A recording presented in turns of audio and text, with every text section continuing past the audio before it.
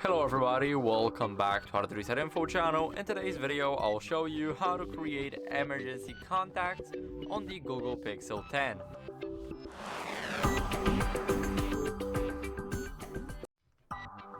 So first, what you guys want to do is go over to the settings. So open up the settings on your device. Now scroll a bit down until you guys see the safety and emergency right here. Now click on emergency contacts, and here select the Google accounts that you want to continue in and click on add contact.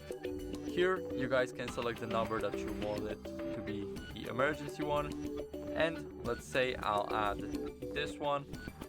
And although it says invalid phone number because this number does not exist, it has been added. So as you guys can see, we can add a lot of people here, and that's basically how you guys can do that.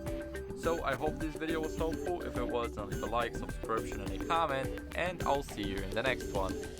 Bye.